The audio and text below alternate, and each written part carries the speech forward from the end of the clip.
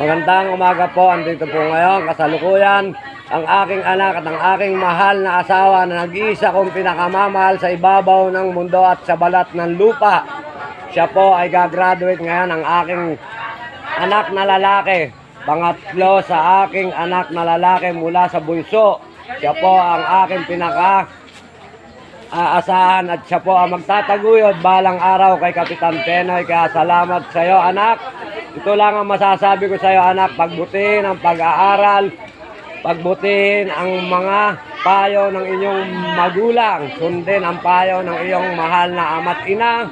Huwag susuway dahil hindi ka namin ituturo sa ikasasama, bagkos sa kabutihan ka namin idadala o tuturo sa mabuting landas o sa magandang daan. Hindi ka namin ilalagay sa baku-bakong daan. Kaya maraming salamat po sa mga mababait na teacher at mga kanilang head ng elementary school. Maraming salamat po sa mga tinuturo nyo ang kagandahang asal sa mga batang ito. Balang araw, magiging sandata nila ito pagdating ng panahon at sila ay matututo ng mabubuting ugali at pag-uugali. Kaya maraming salamat po sa mga mahal naming guro at ang principal na pinagpipitaganan na principal ng Barangay Santor. Maraming salamat po sa mga matsatsagang nanay at tatay na nandito sa gaganapin na graduation sa Santor Elementary School. Salamat po. Sana'y maayos at magawa natin ng maganda, walang masasaktan o walang mai-injury.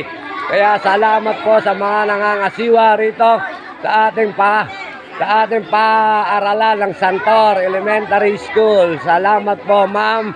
At sa ating pinakamabait na principal, salamat po sa inyong lahat na mga tumutulong at tutulong pa kay Kapitan Penoy. Hindi po ako magsasawang sabihin o ulit-ulitin ito. Salamat po at isang magandang umaga po sa ating amang barangay na si Sir Denden Sioson at sa mga pito niyang kagawad. Salamat po at isang magandang umaga po. Marami pa kayong mapatutulungan at mapaglilingkuran na inyong mga kababayan. Salamat.